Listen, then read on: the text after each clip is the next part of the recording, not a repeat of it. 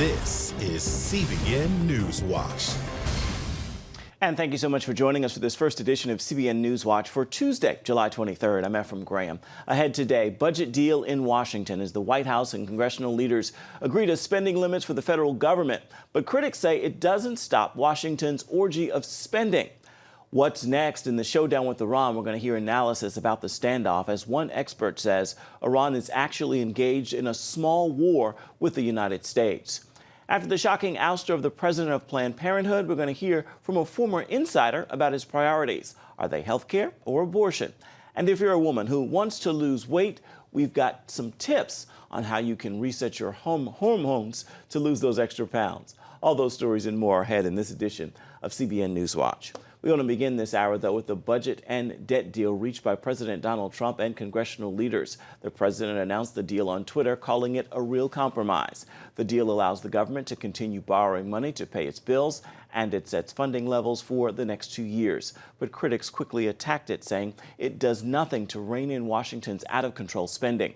Earlier this week, the White House said it expects deficit spending in 2019 to reach $1 trillion. The overall federal debt is expected to hit $22 trillion and keep climbing in the years ahead.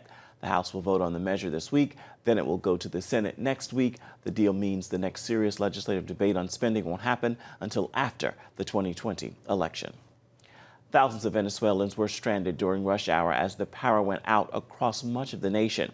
Traffic backed up immediately as stoplights no longer worked and the subway came to a halt. Authorities said it was caused by an electromagnetic attack on a series of dams, that the same thing they say caused an almost week-long power outage back in March. Opponents of the Venezuelan president, Nicolas Maduro, say it just proves years of underinvestment in the nation's power grid by the corrupt officials who mismanage Venezuela's resources, including the world's largest crude reserves, and who caused Venezuela's national crisis. President Trump has denied a claim by Iran that it has arrested CIA spies inside its borders. It is the latest development in the face-off between the United States and Iran.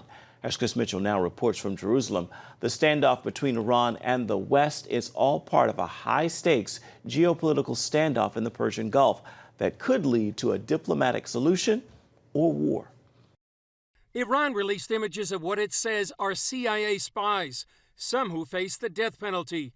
President Trump called it fake news. That's totally a false story. That's another lie. We are ready for the absolute worst. Iran also released footage of Britain's captured ship, the Stena Impero, and its crew.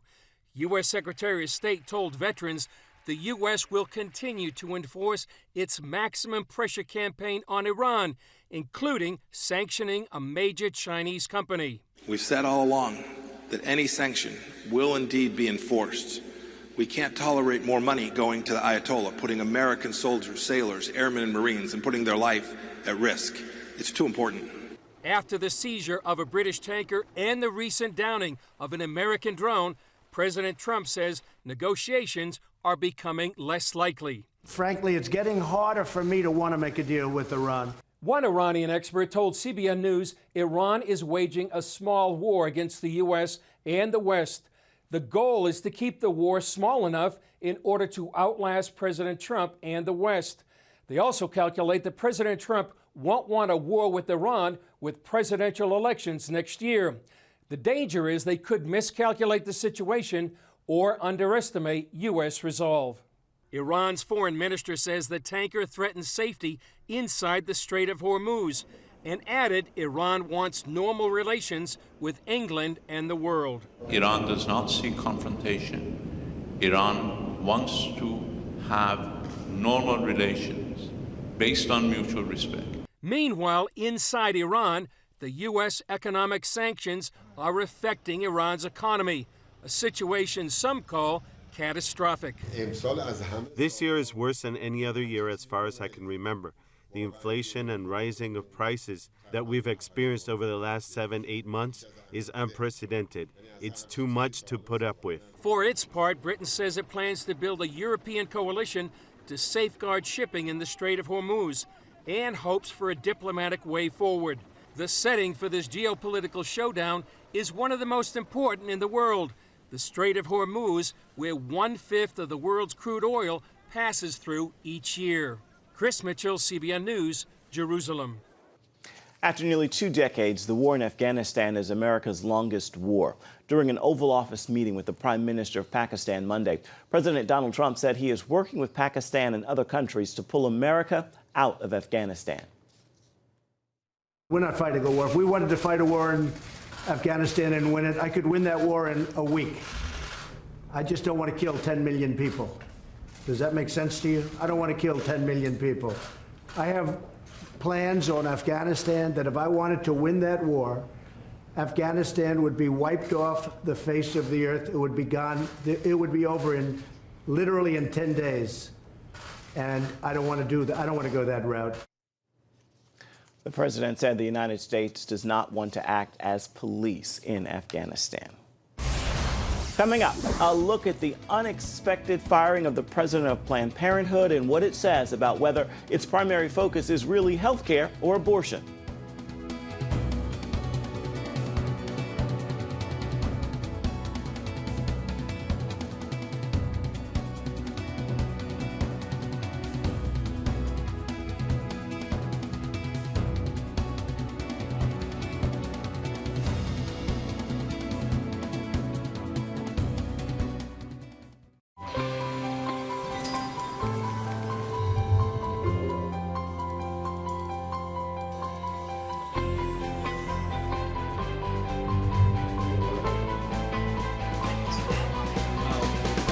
I am Region's first ROTC graduate student.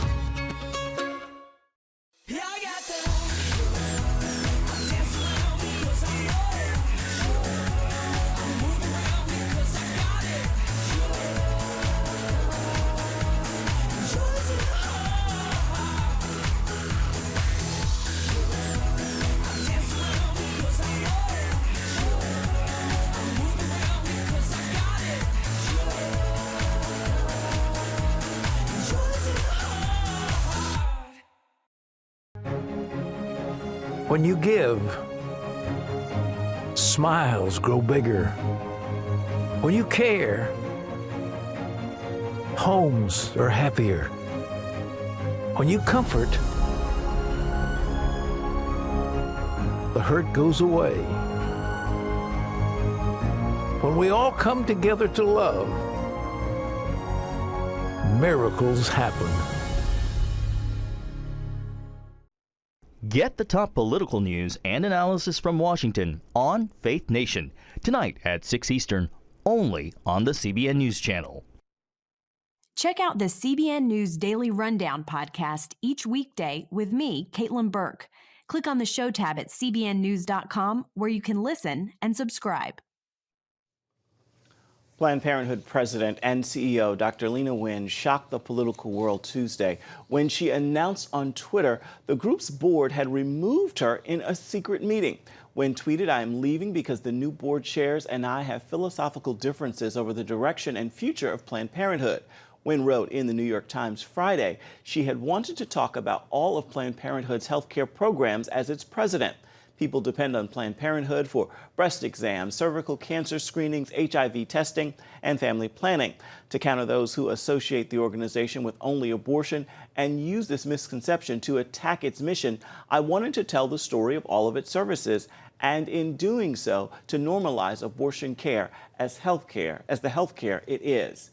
But in a statement about her departure earlier in the week, she wrote, "The new board leadership has determined that the priority of Planned Parenthood moving forward is to double down on abortion rights advocacy." CBN's George Thomas spoke with Abby Johnson, who once ran a large Planned Parenthood clinic in Texas, about what the organization is really all about. Here's a look at that interview. It sounds like Leanna Wen wanted to talk about Planned Parenthood as a healthcare organization while the board wants to focus on abortion in politics, right?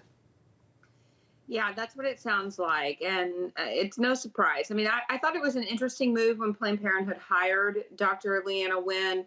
I think they were trying to give themselves some credibility, hiring a physician. But they really need an activist because they're really not in the business of promoting healthcare, even providing standard healthcare. They're in the business of abortion, period. And unfortunately, Dr. Wen got to see that firsthand. And, she was, I think, very much betrayed by the organization. We saw that come through very clearly on her Twitter feed. And, I also think that we need to consider that she recently wrote about struggling with a miscarriage. So she's also a woman who is grieving the loss of a miscarried child. And a lot of times, those sorts of experiences, personal experiences in our lives, definitely change the way that we view different issues. Is Planned Parenthood, in your opinion, a political organization? Oh, they absolutely have become a political organization. We see them dumping millions of dollars into Democratic candidates, election committees, into, we saw them, it was multi-millions of dollars that was funneled into the Hillary Clinton for president campaign. They are very, very politically involved, have been for many years. But I think especially since we saw President Trump's election, they've become even more so. Yeah. Planned Parenthood says that they provide abortion is just about 3% of their services. Do they really provide all those services that Wen wrote about in the NYT article?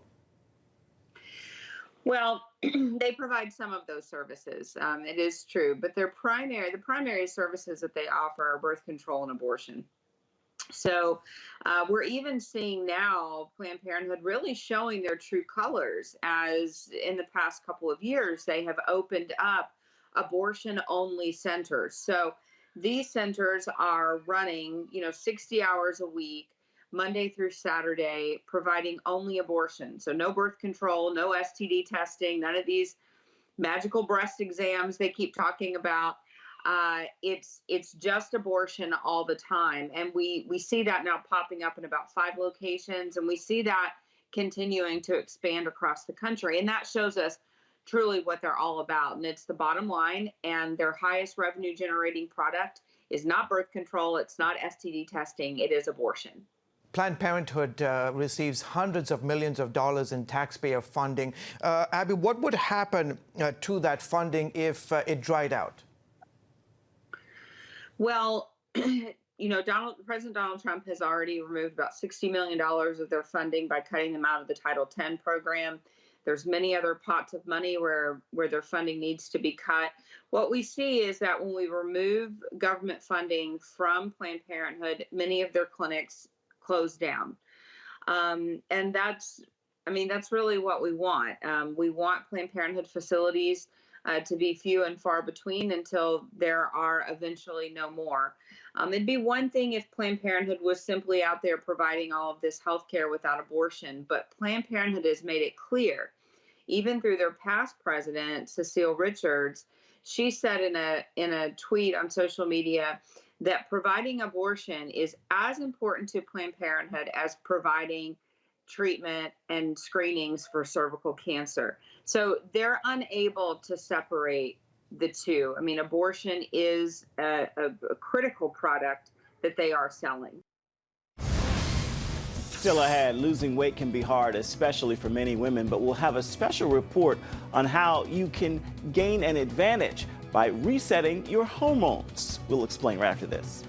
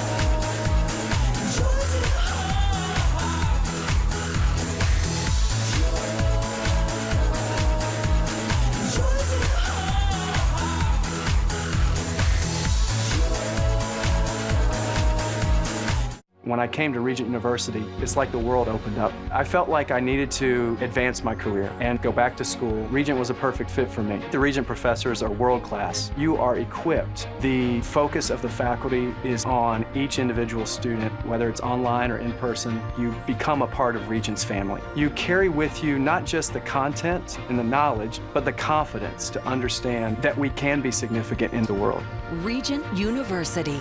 Follow your path. When it comes to losing weight, the body can make it easier for men than women. One physician says hormone imbalances put women at a disadvantage. But as Lori Johnson now shows us, women can hit a hormone reset button and shed those unwanted pounds. After years of frustration, Lori Mazzone found a way to reclaim her high school figure. It helped her lose 11 pounds in just 3 weeks, followed by another 7, and she's not done. I lost 4 inches off my waist. 4 inches in a month is unbelievable. I had not seen that kind of result in anything that I've done. Lori balanced her hormones under the direction of gynecologist Sarah Gottfried, who lost 25 pounds when she first tried it on herself. I started to share it with women in my practice, and the results were amazing. So women lost on average about 15 pounds. They dropped their blood sugar by 21 points. They lost 4 inches off their waist. We now have had 5,000 people go through this program. If one or more of 7 key hormones is out of whack, forget about losing weight. But the good news is we can balance them with our fork. Specific foods can disrupt hormone levels. That can be fixed by avoiding the disruptive food for at least 3 days. In her book, The Hormone Reset Diet, Dr. Gottfried lays out a 21-day plan for 7 weight-related hormones. It was gradual. It wasn't like a shock to my system. It wasn't like, oh, okay, now you're off of all these foods at once, and it wasn't overwhelming. It was done in small little bits and pieces. Starting with red meat and alcohol, which can raise estrogen. Estrogen is what makes us feminine. It gives us breasts and hips. But when it's out of whack, when it's too high relative to progesterone, it's going to make you have weight loss resistance. You're not going to be able to lose weight no matter what. There are substitutes. When I would come home at night, I would get a wine glass and I would just fill it with seltzer and apple cider vinegar. I felt like I was drinking wine. The next 3 days, add fruit to the off-limits list to reset leptin. It's the satiety hormone, and that means it controls your hunger. Then give up caffeine, which disrupts cortisol. Cortisol is the main stress hormone. And when it's too high, it grows this muffin top. It just gives you belly fat that you can't get rid of. So once I've come off the caffeine, I was sleeping like a baby. Thyroid levels that are too high or too low can cause problems. Some of the common symptoms are thinning hair, weight gain, typically 10, 20 pounds, fatigue, depression. Eliminate grains to reset your thyroid. I grew up in an Italian family and they serve you like a half a pound of pasta.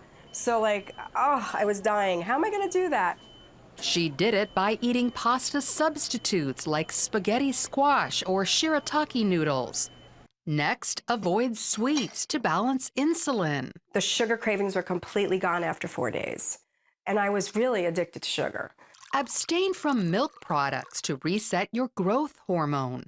Dairy, I thought would be hard for me because I like cheese so much, but I replaced it with hummus and I was fine. I didn't even miss it. Finally, avoid environmental toxins like plastic and certain cosmetics to balance testosterone. The average woman puts on about 515 synthetic chemicals every day on her skin. After you've reset your hormones, you don't necessarily have to avoid these things forever. Every 3 days, add one back and see how your body responds, because everyone's different. And then you feel like a blank canvas. And you're like, you've gotten rid of all these foods and you feel so great. And then you get to bring them back and see what happens, and that's kind of interesting. When Lori resumed eating red meat, there was no change, so it's still on the menu. Dairy, however, brought a different result. She gained 5 pounds in just 3 days, a clear sign to stay away. I felt like I was doing a science project on myself. That was just the beginning. I missed my caffeine, I thought. So I had a cup of coffee, and that night I didn't sleep. And that was it. I just never had it again. So for women, hormones often dictate whether the body will burn fat or hold on to it. By replacing disruptive foods with healthy substitutions, we gain another weapon in the battle of the bulge. Lori Johnson, CBN News. Now you can learn about other important health issues, including breast cancer, statin drugs, diabetes, and home remedies. Tonight on Healthy Living, it begins at 9:30 Eastern on the CBN News Channel. Coming up, after the sudden passing of the founder of the International Fellowship of Christians and Jews earlier this year, his daughter takes up his mantle. We're going to have her story when we come back. Stay with us.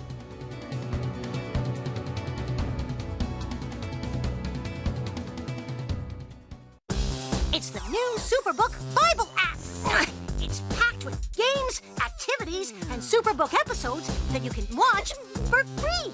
Oh, no! There's trivia, a fun daily devotional, and answers to your Bible questions. Plus, an easy-to-understand Bible the whole family will enjoy. You can even create your own Superbook character. Ta-da! It's the new Superbook Bible app. Free downloads on iTunes, Google Play, and Amazon. Young people, millennials, are flocking to church. It's not an exaggeration to say that we love to meet them and that we love to know their stories. Come home to the Southern Gospel Station from CBN Radio. You'll enjoy a rich Southern blend of bluegrass, classic gospel, and Southern Gospel favorites. CBN Southern Gospel. Available now at cbnradio.com. Woohoo! Hi, Superbook fans. Here's something else you'll love. It's the new Superbook Bible app. It's packed with games, activities, and Superbook episodes that you can watch for free. Oh, no! There's trivia, a fun daily devotional, and answers to your Bible questions. Plus, an easy-to-understand Bible the whole family will enjoy. You can even create your own Superbook character. Ta-da! Whoa! A Millsburg Falls man coming. Sorry, pardon me. Sorry, excuse me. Ouch! Are you getting this? Earn super points to win daily prizes, too. And so much more! Time to get back to my adventures. See you soon. It's the new Superbook Bible app. Free downloads on iTunes, Google Play, and Amazon.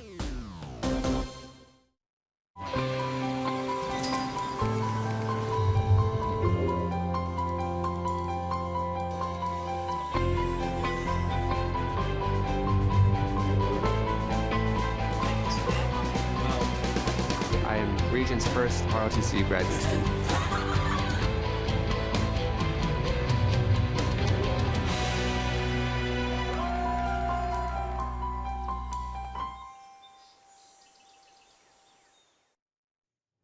In February, Israel and Christians lost a champion with the sudden death of Rabbi Yekel Eckstein. He was the founder of the International Fellowship of Christians and Jews. As CBN Middle East Bureau Chief Chris Mitchell explains, his daughter is now carrying on the family legacy. Many knew him as the ultimate bridge builder. Rabbi Eckstein started the International Fellowship of Christians and Jews in 1983. Since then, it's generated more than $1.5 billion to help Jews in Israel, the former Soviet Union, and more than 58 other countries. In a video message taped shortly before his death, Eckstein charged his daughter, Yael, with the mantle of his ministry. Watch over this ministry. Feed it. Cultivate it. Don't let anyone say it's not of God. I miss my father. I still can't comprehend and internalize I'm never going to see him again or get a hug from him. But I also feel a lot of light. I feel a lot of peace. I see a lot of God's hand within the tragedy. Yael says her dad left a rich and prophetic work for her to lead. Everything we do is prophetic. Suddenly we have Christians bringing from the biblical land of the north Jewish people on wings of eagles home to Israel. That's prophecy. That's what Isaiah and Jeremiah, this is what they saw 2,000 years ago. She also talked about key Christian leaders who influenced her father's life. From the very, very beginning, Pat Robertson, along with many others like Pat Boone and Jack Hayford. But the way that Pat Robertson was just passionate about it, it seemed like he was praying for this, and God sent my father as the answer to prayers because he got it before my father even developed the whole idea. Eckstein pursued 3 goals: build bridges between Christians and Jews, deepen Christian understanding of the Jewish roots of their faith, and develop a practical way to help the Jewish people and Israel. Yael believes that effort is more important than ever with the alarming rise in anti-Semitism. It's in the American government. It's no longer fringe. It's very clear that we are fighting a war of light versus darkness, good versus bad, and everyone's at risk of falling, that we need to stand together. Yael says she's grateful for the many prayers helping her make the transition from grief to building on her father's legacy. Chris Mitchell, CBN News, Jerusalem. I want to tell you that Yael Eckstein will be appearing live on Wednesday's 700 Club. It's an interview you won't want to miss. It is time now for your Tuesday Tweetable, and I hope this message will inspire you, and perhaps you will post-tag tweet and share it with those in your circle. God is calling us all to serve, so know this: if you're too big to serve, you're too small to lead. Today is a great day to humble yourself and serve those in need. It is sure to touch the very heart of God. With that word, I encourage you to make today a terrific Tuesday. That is going to do it for this first edition of CBN News Watch. Remember, you can always get more on the issues you care most about at cbnnews.com. You can also now watch CBN News programs anytime throughout the day on the CBN News channel. We'd love to know what you think about the stories you've seen here today. You can do that by emailing us. The address is newswatch@cbn.com. And of course, you can reach out and touch us on Facebook, on Twitter, and Instagram. Certainly hope you'll join us again right here next time. Make it a terrific Tuesday. We'll see you right back here, same time tomorrow. Goodbye, and God bless.